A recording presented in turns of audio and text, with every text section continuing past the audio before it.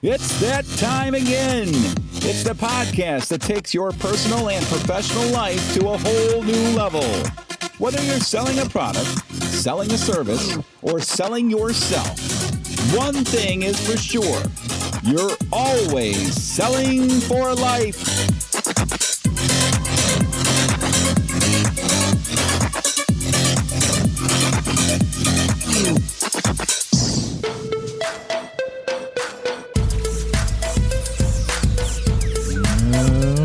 And welcome to another installment of the Selling for Life podcast, sponsored by Conoco Parts, a world of parts with a personal touch. This podcast is about more than just selling stuff. We think if you stick around, you'll get a lot out of it. I'm Steve, and I'm joined by business owner, entrepreneur, good friend, and rather unhealthy person, Al Alexander. Thank you, Steve. I changed that for you because you said you're not healthy, although the script says health nut. I was really commenting about the good friend part. Okay, sorry. That's my problem. Okay, no problem. Let's get that out of there. Episode 34, Al. Whoop, whoop. Oh, wow, that was kind of poppy. Whoop. Check whoop. that out, Al. Did you see that yet? What happened?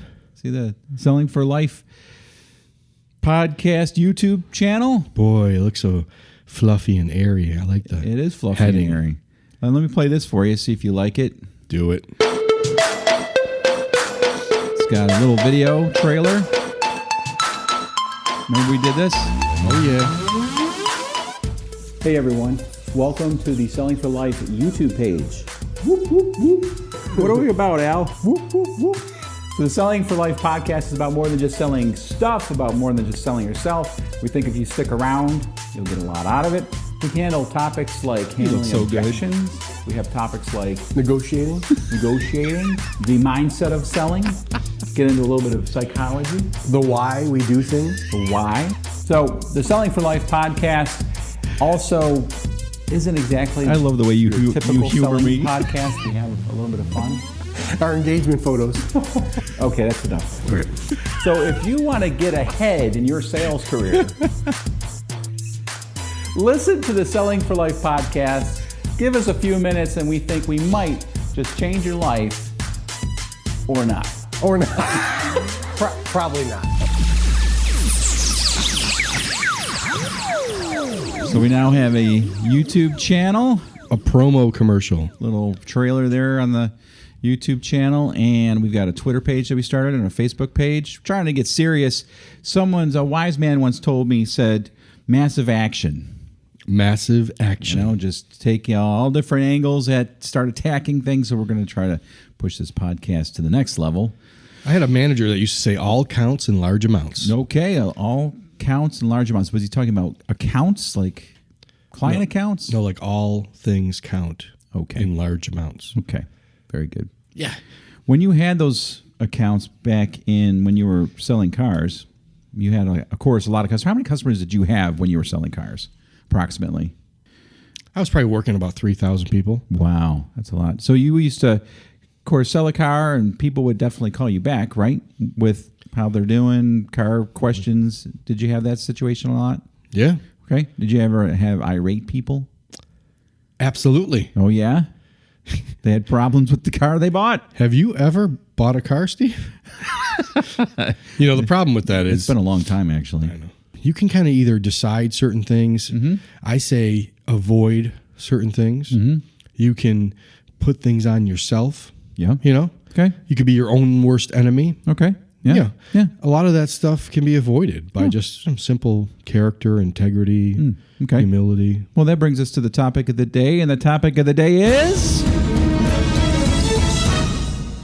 dealing with problems. What problems do we have? Well, problems are a part of life. Things are going to go wrong. We've all been given the wrong food in a drive-thru or had someone not do what they were supposed to do.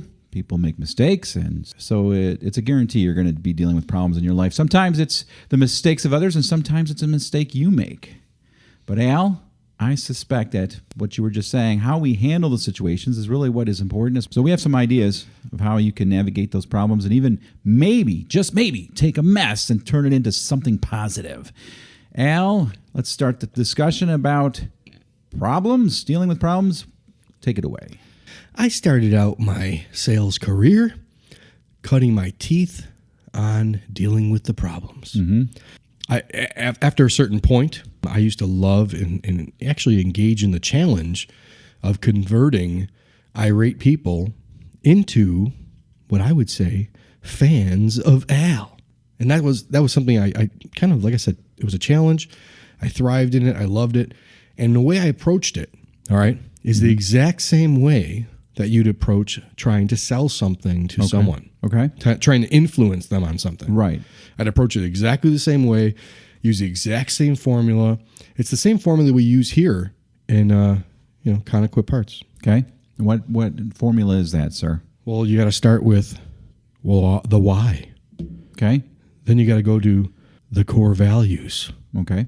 And then you go to the process. Mm-hmm. And you get all those things in there. Right. And I can spell them out for you.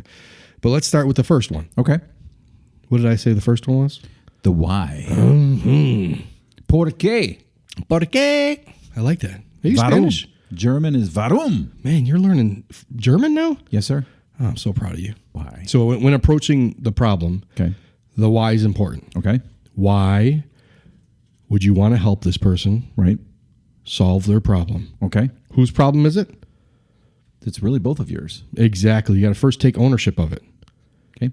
A lot of people like to avoid that. They Right. feel like they're trying to figure out ways or buffer ways on how to make sure while they're doing this for the person that the person's very clear Right. that it's someone else's reason and cause. Okay. All right. I say throw that out the window. That's crap. Okay. All right. You literally have to take ownership of it All right. to help them.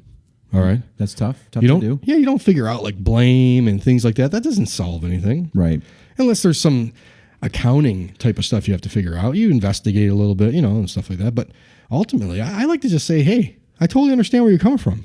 I feel the same way too if I was in this situation. Okay. Yeah. And I'm sorry. Let's see if we can make it better. Okay. You approach it right there like that. Okay. Does that sound reasonable? It does. I'm glad you're agreeing. I have to. It's my podcast with you. Okay. See how I'm handling that? I agree. I know how you feel. Good job. Okay. Go on. The why. That's the why. The why is for us, we have a motto called the world of parts with a personal touch. We try to get all things to all people in a personal way so they feel valued. Okay. Yeah, their needs are met. Right. Try to solve problems like that too. Okay. Someone has an issue, let's find out what it is. And I start by building rapport. Okay. That's what I do in sales. I do it in problem solving.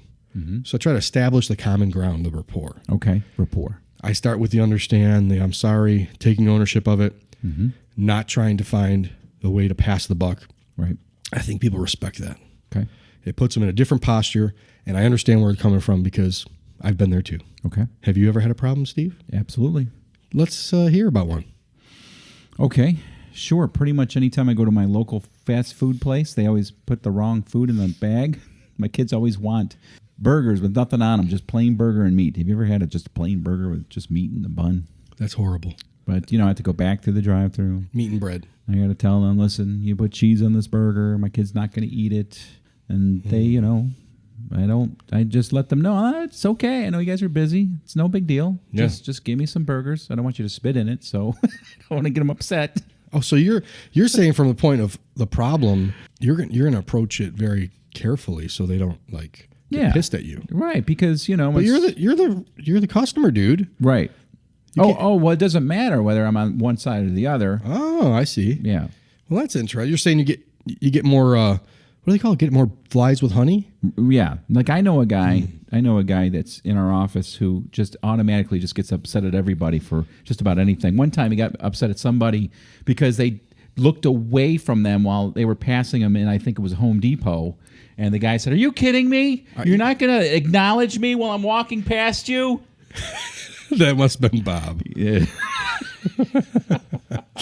That sounds like Hold on, Bob's getting on the mic here.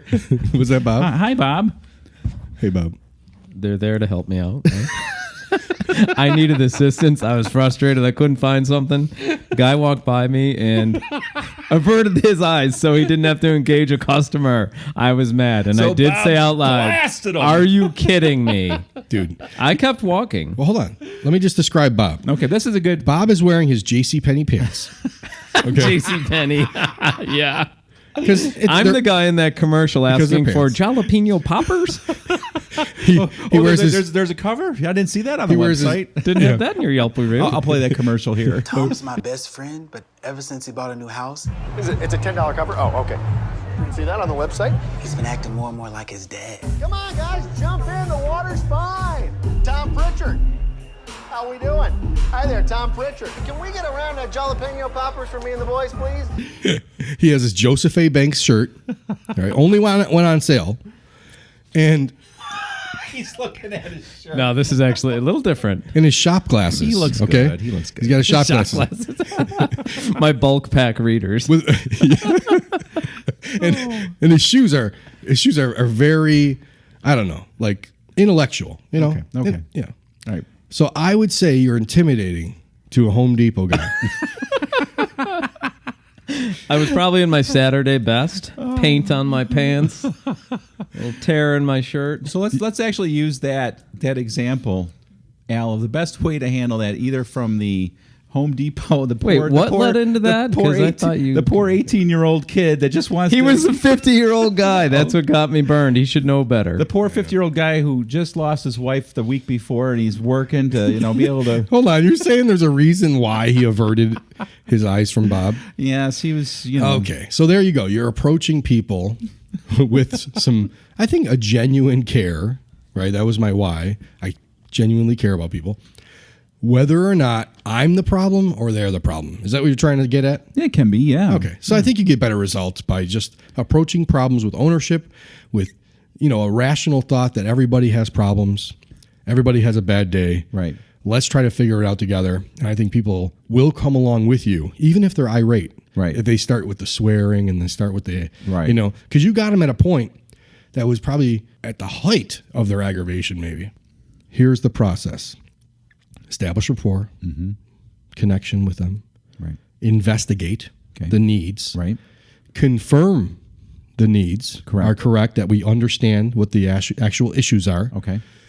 and explore possible solutions. Right. Right. Right. So there's a search involved in research. Right. Right. So because everything should be based on fact. Right. Even if you have discovered in your investigation that somebody is approaching something a certain way, you just want to go and verify the facts. It doesn't have to be a list out of, hey, you did this wrong, we did this wrong, we're going to own up this, you're going to own up that. Right. It could just be making sure everybody is on the same page. Okay. And then you provide a solution. Right. And then that basically is done through assuming that when you've gone through these steps of building rapport with a genuineness and your correct why, reason for doing it, and you've owned it through investigating, through confirming, through the customer or whoever else you're dealing with will be on this journey with you, Right. and should lead right into assumptive close, like almost you're selling them. Right. If you do the right stuff up front. Right. And there's definitely a wrong way to do it. But that's my formula for handling problems. I do it in every way. It's the same formula as in influencing in a sale as I do with problem solving. And when you're going through that process, a lot of extraneous stuff will come up. They'll want to tell you about their problems with the problems that are surrounding the problems that this problem has caused. And I think you kind of have to help that person help the situation stay on track, stay focused to get the problem solved. Is that not right? Absolutely. You do it carefully. I like to let people, let their emotions out a little bit, hear Right. them. I'm as mad as hell, and I'm not going to take this anymore. Okay. And I will listen to them. I'm not offended by what you say. Right. I don't have to take this home with me. My Right. kids are still home. My wife's still home. When I walk in the door, they're not going to think differently of me because of this person's opinion. Right. So you got to be rational about what's going on. Okay, so that's a great process. I think that if we implement those steps, we're going to find ourselves solving problems, coming to a solution a lot quicker, a lot better. Now, how about when you have a customer, client, or anybody else in your life that starts getting personal with you? I like the analogy that you brought up the last moment as we were planning this podcast.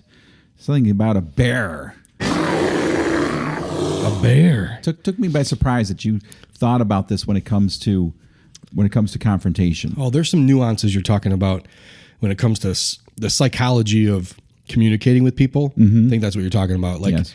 the idea of matching tone and inflection and, bringing somebody up to a certain level or down to a certain level Okay. by meeting them where they're at. And you were saying, oh yeah, you got to be very meek and passive. I'm like, nah, if the guy is matching me or if the guy is coming at me aggressively, Okay. I might match him at a certain point if it hasn't diverted right to a normal tone in the right way. Right. Because there's certain personalities that respect that. Right. And I suggested, like I'm one of those people. I respect people are very genuine. If you got a problem, you show me your problem. Don't be all meek and playing games and sideways. Right. You could come at me and I will come back at you. Okay. I'm not talking about fighting people. Sure. But Not- it might get back to that. Not getting back at them. And you said, what was it, the analogy is about the bear? Yes. You don't freaking run from a bear. A bear, right, can run 30 miles an hour. I cannot run 4 miles an hour. What do you sometimes you got to punch the bear in the nose, stand strong? What? I mean, They do say you got to stand up and roar back at the bear and try to make yourself look big, which is I can't imagine doing that. but that's in the nuances of it all. That's not you don't pull that tool or tactic out of right away. You don't do that. Like Yes. That's why there's a lot of it's just like sales. There's a lot of strategies and tactics to solving problems as there are Right. to selling somebody something. So I think what you're mostly getting at is if you have a type A person, okay, you got to come back at them with a type A personality saying, hey, I got you. I understand what you're saying. We're going to get this taken care of right now. Correct? Like then maybe that kind of tone. Yeah, that if type I of ever personality. allude passively that somebody else, like passing the buck, if I ever allude to a type A personality, Right. that I'm just doing this as a favor to them for They somebody will, else's they will issue, eat you alive. that bear Like is going to that roar. bear. They're going to eat me. And they'll freaking chase you down. Yes, they will. I had a guy in sales here. Something went wrong with an order. It really was not anybody's fault, but he was coming at me, and he told me he was going to bring my house down. Yeah, he is. And I told him I rent. I love that. You're diffusing the situation with comedy. Great. How'd that work out? I think I heard a dial tone right after that. So, the Bible says in Proverbs 15:1, a gentle answer turns away wrath, but a harsh word stirs up anger. And I think that's probably one of the first things we have to think about when we come across the people that are irate and angry is we really just kind of have to diffuse the situation, just like what you said, by telling them you understand, building rapport, and then taking the situation. Yeah. Asking questions. Asking questions, right. I completely believe that when you investigate, Okay. that investigation process will open up somebody's view of you, right? And they'll connect you with the solution. What are some keywords or phrases that you use on a consistent basis to help this situation and calming the person down? I understand. I understand. If I was in that situation, I'd feel the same exact way. Okay. And we'll get this taken care of. I'm sorry. I'm on your side. I'm sorry. No, I might not be on their side. I don't want to lie Okay. because I might not be on their side. Okay. Well, I might come to a point where no, you're wrong, but yeah. Okay. I don't know. Okay. Well, that brings me to the next question: is the customer always right? No, I don't think so. Okay. I think we're dealing with people that are wrong sometimes. I'm wrong sometimes. I just think through investigation, through actually, like I said, you're going to a search of truth. Obviously we're talking about customers, so I probably have a record of something. Right. I have maybe recordings. I have documents and communication, and I'm just going to look at that. I'm going to truly take an investigative look, Right. and see how we can figure this out, Okay. and then do the best we can for them. So it's a win-win, hopefully. Now, what I like about since I've been working here, I've heard you say this a number of times. You love when things go wrong, so you can get on the phone and work through it. So many people are afraid of that situation, but you take the challenge to heart and, like I said, try to turn it into something positive. Yeah, I agree. I had a situation. One of our reps' associates came up to me and said, well, actually, they were talking to somebody else, and that person didn't have time to jump on the phone. I was there, and so, hey, well, let's have Al get on the phone. Cool.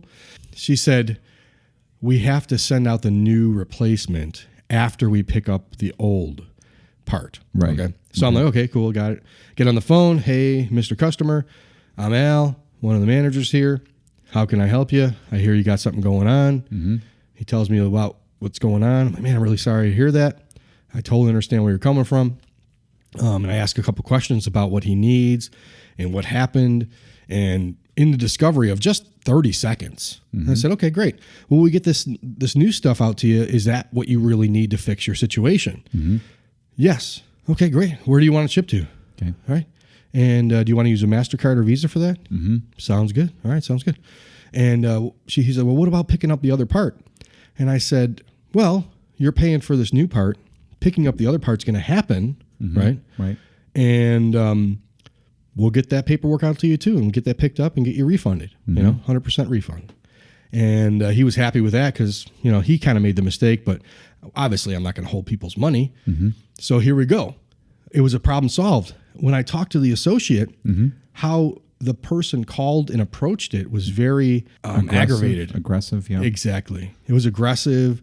They got flustered with the kind of aggression they were receiving from the customer, but the customer needed to get back up and running. Right. Ordered the wrong part or the part we sent wasn't correct or whatever it was specifically, and just needed the next solution quickly sent. Gotcha. And she's like, oh, I just thought he had a problem with sending the other one back. No, he just wanted the new one coming fast. Yeah. And you were tied up without asking his situation. Right. Not investigating. Didn't find out. Well, we can get that other one picked up, but the most important thing is get the new one out. Right. Because he had a deadline. I found out. Right. And it was easy. It was very seamless.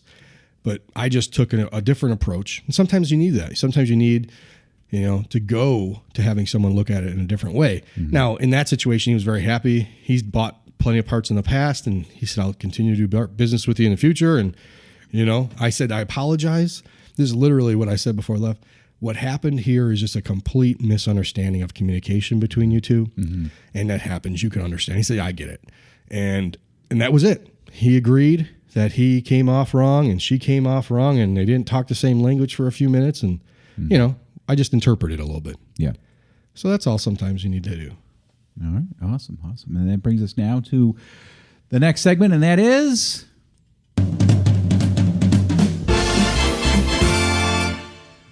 your final thoughts, Al. Hey, can it be your final thoughts today, Steve? Sure.